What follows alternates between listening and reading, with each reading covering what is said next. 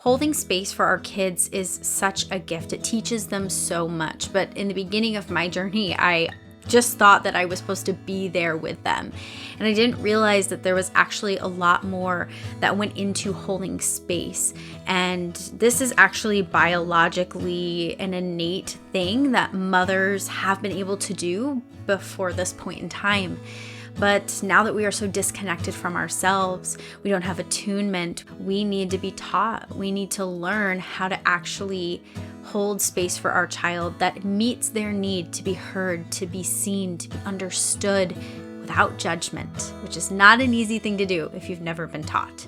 So in today's episode, I'm going to walk you through everything that you need to know about holding space. Welcome to the Slowish Parenting Podcast. I'm your host, Alexis. I'm a mama to 2 little girls and a parenting coach. I help moms who are burned out, tired, and stressed feel happy and confident so they can enjoy a little more ease in their daily life. If you want to unlearn parenting and awaken your innate design, then you're in the right place. Alrighty, let's get into today's episode. Hello, you guys, and welcome back to another episode. Today we're talking about holding space for our kids. This is something I mention in so many of my more parenting style of videos, and it's a question that I get asked in every single either first or second session when I'm working with clients. We talk about holding space and what does this look like and how do we actually do this, because it's so much more than just trying to be present with our kid or just being there with them. That's one part of it. Proximity is one huge aspect, but actually holding space for your child without judgment is a lot more difficult than maybe it should be, or we feel like it should be. And so I'm going to walk you through, let's see, I have 6-ish. We're going to go 6-ish because I might add a 7th. I like to add things. You guys know that. Or sometimes I think of something halfway through. But yeah, I want to start by just encouraging you that if you are going a more gentler route when it comes to parenting, something you're going to hear a lot of is holding space. And holding space truly is a gift, and it's a skill. I believe that this was a skill that we would have been taught had we been in a communal type environment with our children. If we were typically with other women in our village, so to speak, in the community, we would be seeing how another mother holds space for her child's meltdown, for her child's frustration, for their anger, for their confusion, for them being scared, being hurt. We would know how to handle this because we would be seeing it modeled. We didn't need parenting courses and books because we had other people around us to model it. But today we don't have that, and previous generations also really didn't have that. I don't see our parents' generations being really good at the holding of space. A lot of them were very new, and very new is, relative, but they've moved from their families due to immigration and just migrating to different parts of the world. We are not within our family systems anymore. We have really, spread out. And while a lot of that can be amazing in some parts, we've also lost a lot of these really important things that were needed to be able to raise a resilient child. So, of course, you don't know how to hold space. Of course, it feels weird to even have to talk about holding space because we should know how to do it. But here we are, and we don't know how to do it. And so I want to be like your village auntie. I'm going to start calling myself that. I'm the village auntie who helps you to learn these skills that should have been taught. And this is one of them that I think is just critical in helping us to actually effectively help our child to work through something without having to use punishments and whatever. This episode is also great for the moms who feel triggered in those moments, who feel like it's just infuriating that my child isn't accepting, maybe they're rejecting my help or they're rejecting my presence, and it's just frustrating. And so, yeah, I want to share that with you. So, what does it actually look like to hold space? So, let's start with I'll give you an example with my girls. My girls are 5 and 3 for reference. And I've been doing this really since we've started integrating a more innate, intuitive style of parenting. So typically, one of my kids, let's say they're very upset because they want to go on the road. They want to play in the road for whatever reason, but it's a safety thing, boundary. We talked a whole episode about boundaries. But now it comes to the place of they're really angry about it because they want to go on the road. They're not thinking about safety. They're just thinking about, this is something I really want to do. So what that looks like is, obviously, we're going to bring our child to a safe place. We're not going to have this conversation in the middle of the road. So we're going to bring them to a safe place, whether that's just further in on the driveway, maybe that's up on a porch, maybe it's in the grass, but just a place that's safe for them, safe for you. And from there, you can get down on their level. It's the best place to be. It shows that we're not trying to dominate or overpower them. We're here to listen. And the next step is having a face of wonder, of curiosity, not of judgment and anger and frustration. It's actually going to shut them down. And then from there, we are going to just allow them to have their emotion without any major response. Maybe there is some comforting there to help, nurture and grow their nervous system, help to bring that back down to calm.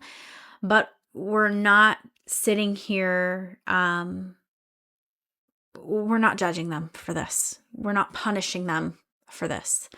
The punishment, as we talked in the boundaries episode, is literally just not being able to go on the road. It is so frustrating and irritating to them. They want to go in that road. That is where they want to play right now. So the fact that they can't go in the road is the punishment all on its own. We don't then need to double punish. From here, I'm probably going to ask questions. I'm going to get really curious. What were you wanting to do in the road? Why did you want to play there? Why was it more fun for you to play on your bike in the road? And just getting to an understanding of why. And it doesn't even necessarily have to be the question of why, but it's just more kind of giving into what they are really wanting without giving them that, kind of humoring them, so to speak, in what they wanted to do, just listening, hearing them out. You're going to meet their need to feel heard and to feel seen. And from there, you're going to talk to them about why you can't actually go in the road. Now, of course, this is the whole big picture, right? But the holding space part is, it's a part of it, but it's quite small in that part. At least it seems that way. It's more of just this being, right? It's just this energy of, I'm fully here. I fully see you. My facial and my body, my facial expressions and my body are matching that. I'm not angry with you. I'm not mad at you. I love you and I want to keep you safe.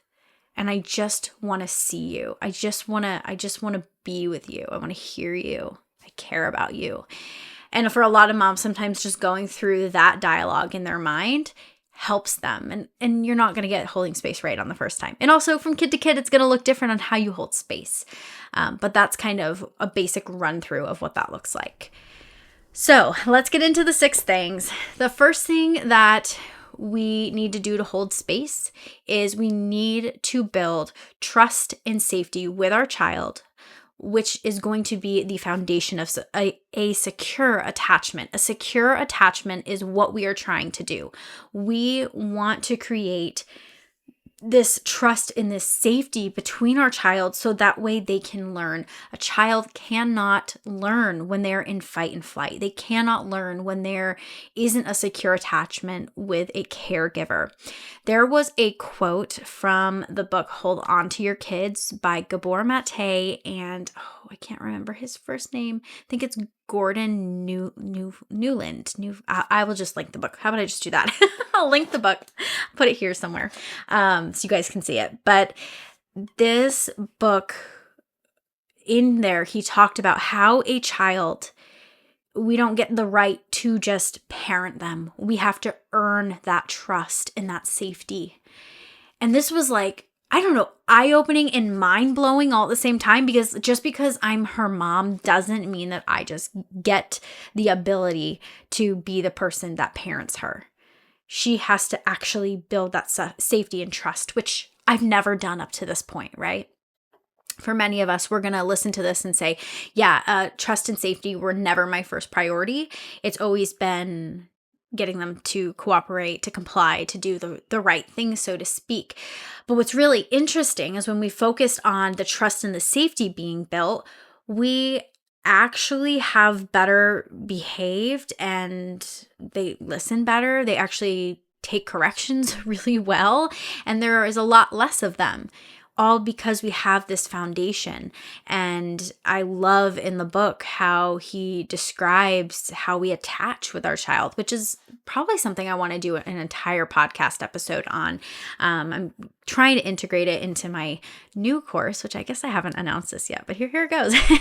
I'm working on a new course, a 12-week course that is going to walk through everything from the trying to conceive, like you want to become a mama, all the way through the parenting process. And I think that the attachment piece is something that begins, during pregnancy. Even before, really, which was crazy to me, but it's so true. So we, I think our responsibility as a mama is to create that trust and safety. That is our only priority, especially if we have no attachment with our child, if we have a very insecure attachment, which is what I had with my girls. And it mainly stemmed from the fact that they felt abandoned because of their NICU experiences. And there was no safety with me because not my fault, but I wasn't there. And then I fell into a really icky cycle, and I was a mess. I was an emotional mess. I couldn't stay calm at night when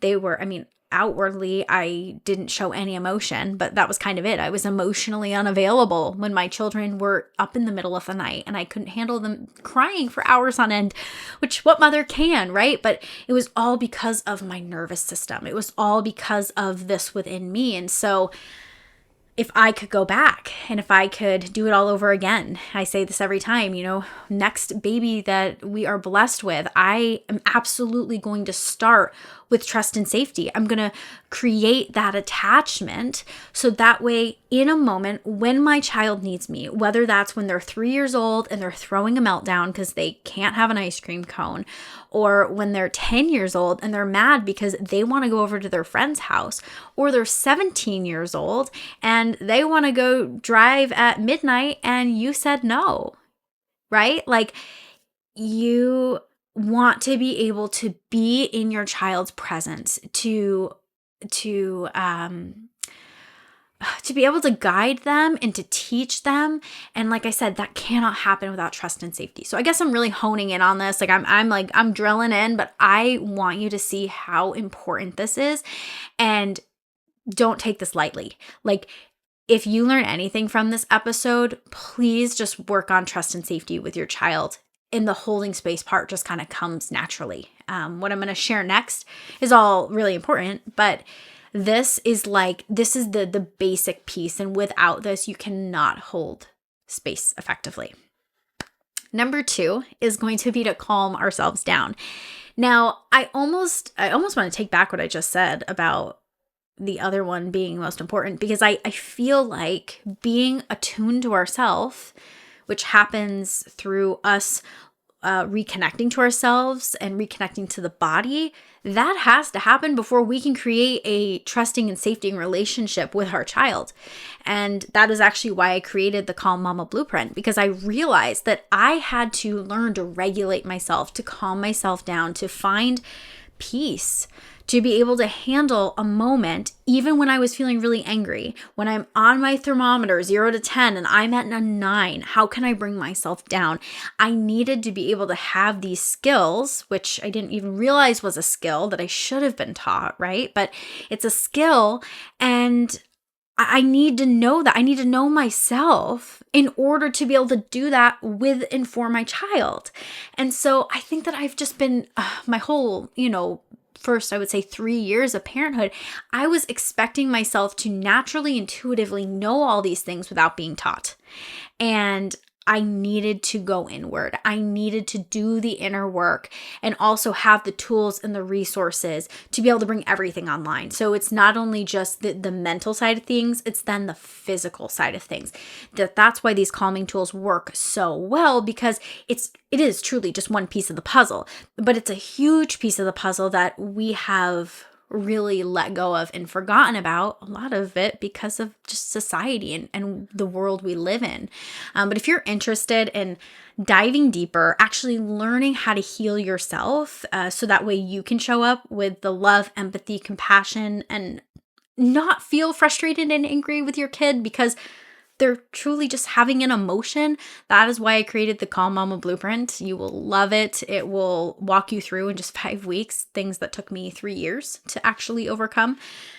So yeah, if you're interested in that, you can comment Blueprint and I will send you the link for that. But it's an amazing program. It's one that will truly transform you as a mom. But anyway, all of that to say, I think that when we look at calming ourselves down, we need to really focus in on reconnection to the body. We need to focus in on, the physical sensations and the symptoms, so that way we can be there fully present. Because if we are angry and we're in fight and flight and we're feeling frustrated and it's, our child feels that energy. Our face is different. Our even like if you notice when I'm talking about this, my shoulders are coming up. Like when I'm talking to my child, like I want my heart to be open. I want my neck here to be long. I'm working on this posture all the time because I do not want to be here. I don't want to be in this, right? If you're on YouTube, you can see it's kind of this like fight look. Your face is scrunched, your shoulders are up, heart is protected. I want to come out. I want to come open. I want to be here.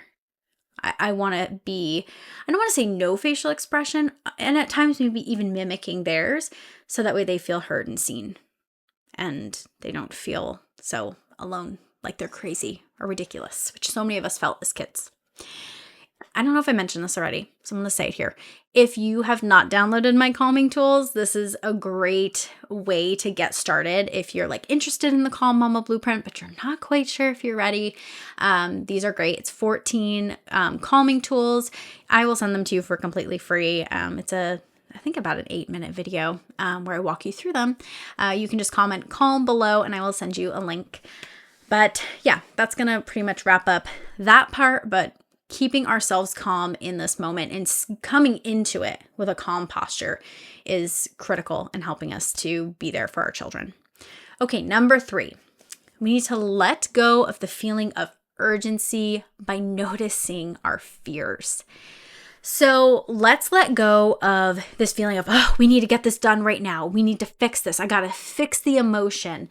And also, this needs to stop because what if they become reliant as an adult? What if they become, what's the one I always hear? It's self-absorbed. What if they have no empathy? What if they have no compassion? What if, all the fears of what our child could become, right? We're so fearful of that. But I think, when we go back to the boundaries episode, it's asking ourselves, is this actually an emergency? Is this actually something that my body should be in fight and flight about? Or is this something that I can regulate myself and I can just help my child to regulate themselves through? And most of the time, that's the case. Most of the time, we don't actually have a scary situation at hand. Yes, we don't want our child running in the road. That is not safe, right? It's a safety issue. We need to set the boundary for that. We need to be able to parent them through that or teach them through that. But typically when they've run out in the road, there's not a car coming by. And so kind of acknowledging that, like, okay, yes, if I was not out here and I was not paying attention, this could have been a really bad situation. But it's not. I was here. We took care of it. I took the child away. I can be calm. There's not a saber-toothed tiger coming to get me. And so it's just kind of having this shift from, this is an emergency. You need to know the seriousness of this. We think we need to be so firm and we need to be, scary and loud and yell or, punish or whatever. But I think that if we just notice our inner world and notice that, okay, I'm having a lot of urgency here over spilled milk. It's kind of a silly example, but you know what I mean. I'm having an urgency, response to being at the park and feeling embarrassed that other moms are watching this. And knowing that their kids have done this too. And your kid is not the first kid to ever scream and cry leaving the park. So you can take an extra minute to be there, to hold space, to listen, even though there's other parents around. It's not easy to be that parent, to just hold the space and to just be. But you're going to actually probably teach a lot of people there what it looks like to be regulated, to be calm and to handle something with love, to handle something and actually effectively get what you're needing. Get your child to cooperate, to listen, without having to fear them into doing what you want them to do, which is never something we as parents should be doing. Okay, the next thing is, once we notice this fear rise up inside of us, let's replace that with curiosity. So this isn't necessarily even verbal. Sometimes it is, and especially with older kids, it can be verbal. But when we come into this moment, we're noticing our fear popping up. We're like, oh my gosh, like they're going to become self-absorbed. Oh my gosh, they could have just run into the road and a car could have come by. And oh my gosh, if they don't learn how to pick up their toys, they're going to be just messy people who have no care about anybody else. And, we have all these fears. Sometimes they're very big and other times they're very silly and small. But either way, we want to replace this with curiosity. And this can be the thought process of simply, I wonder what's going on for them. I wonder why their nervous system is having this response. I'm curious. What are they needing? I'm curious what they're feeling. And this curiosity, just turning on a lens of curiosity, often helps us to calm down and regulate ourselves. Helps us to come from a place of, I'm angry, I was scared, you made me mad, I'm feeling triggered, into, okay, let's fix this. Okay, let me see how I can teach you through this. It's a really important piece that I think more moms need to consider when we're going into a parenting moment with our children. And as your child gets to an age where you're ready to ask questions to gain a better understanding of what actually happened, I would invite you to get curious within yourself first. This is just you being present. This is just you giving them eye contact of, I'm really curious about what happened. Not like I'm really curious about what happened. If you can see me on YouTube, it's like, I'm angry and my eyebrows are furrowed. Is that how you say that? I don't know how you say that. My eyebrows are in. I look pretty grumpy. And I'm like, what is going on? And softening the face into just a more like, I'm very curious. And maybe even just mimicking their facial expression or part of their facial expression to let them know that you're there and you're curious, and not coming in with this quick response and quick anger. And then from there, if they're old enough, ask questions. It's a very, very simple. It feels very simple once you hear it, but it makes a world of difference for your child. They don't feel judged. They feel seen. And that's what we want, because they are going to want to talk about it. They're going to want to make things better. They're not going to want to, continue doing things that aren't safe because they see what the outcome could be. And so it's important that, again, go back to number one, we have that trust and safety so they will listen. And this is one way that we can do that with our child.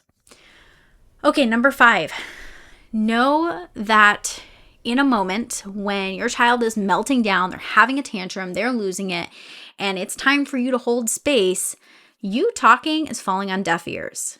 You talking means they have the television cranked on all the way and they cannot hear you. They see you, but they cannot hear you. And so for me, there's this feeling of like, I don't want to even talk or like say anything when my child is this dysregulated, because what's the point? I'm wasting my breath. There is no point in me trying to say something, parent them, yell at them, anything when they're this upset and this dysregulated. My only job in this moment is to nurture, to regulate, to help them come back to calm. So then we can talk about it, maybe. And maybe at other times, especially if they're very, very little, like under the age of 3, I don't know why we're doing so much parenting. This is a realization I've had very recently, and I've been applying it with my daughter is now 3, my youngest, but so much less parenting needs to happen than we are making it out to be. And I think we could have a calmer life, which we'll be talking about in a video next week. But I think we could have a calmer life if we're not so focused on that stuff, if we're just kind of allowing them to be those first 3 years. They're just like little sponges. They're taking in more of our energy and our body language and our facial expressions than they are our words. I mean, that's building their subconscious, our words, definitely. But why are we doing this? Like, why? I don't know. So I think a good question to ask yourself is, what is my child's nervous system? What state of their nervous system are they at? And if they are not in a calm state, there's no point in me correcting, doing anything else other than trying to create safety and regulate. That's it. And again, by doing this, it's just the energy and the posture of you while you're there. Getting low, be on the ground, try to look them in the eyes. If they, will let you and if they'll tolerate it. And if they don't even want you in their space, I just want you to be in proximity.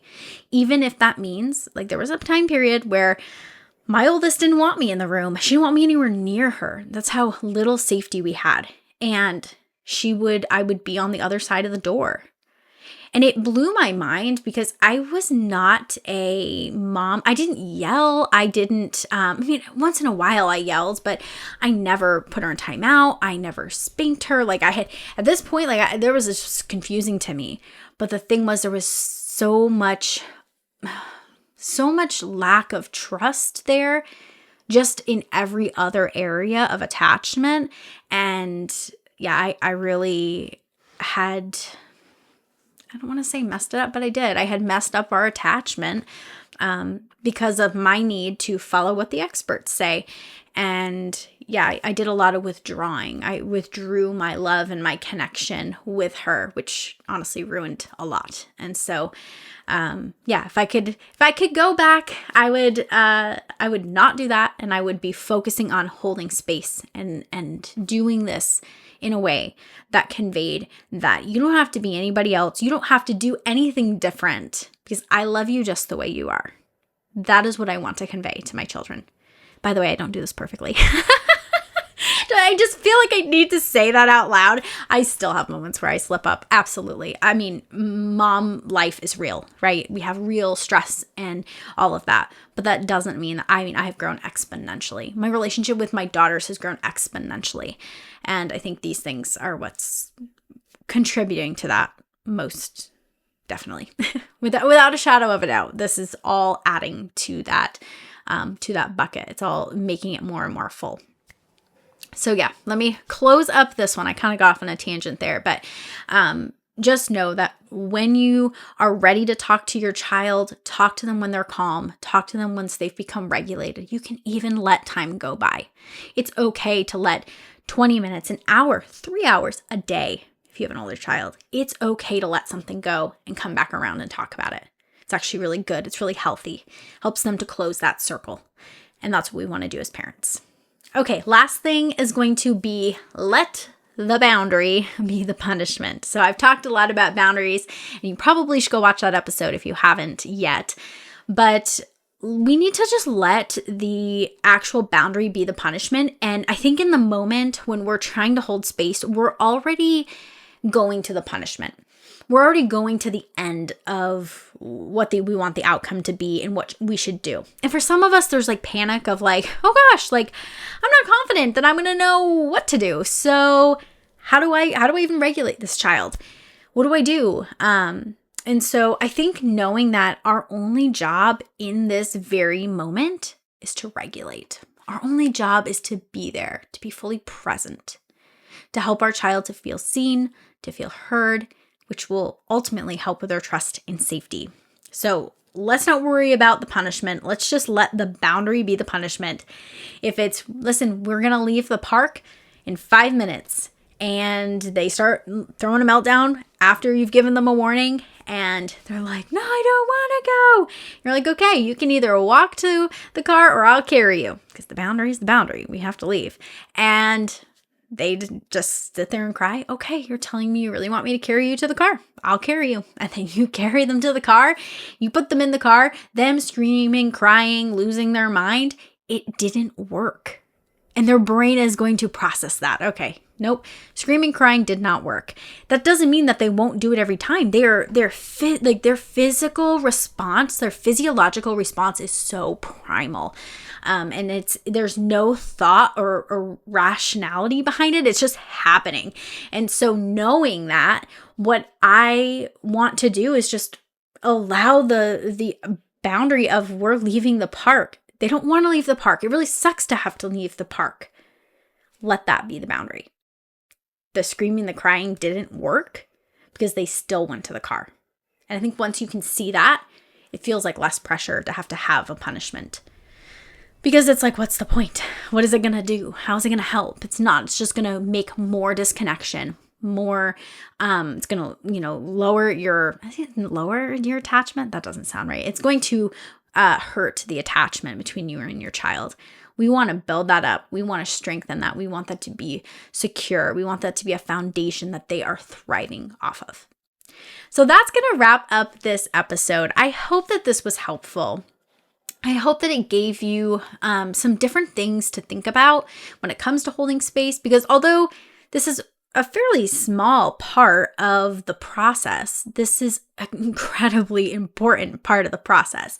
And this has more to do with your energy, your body, your facial expressions than it does anything that you're saying. And so I think that we need to really hone in on ourselves. This is why I believe that inner work is so incredibly important. So if you enjoyed this episode, would you please give it a thumbs up? If you want to continue seeing more content like this, please subscribe. And if you have a mom friend who is really struggling with motherhood, would you please send her this episode to hopefully encourage her in continuing her journey as a mom, refining who she is and how she wants to show up. Because I think every single mom just wants to be happier, and I want that for them too. So anyway, thank you so much for watching, and I will see you in the next episode.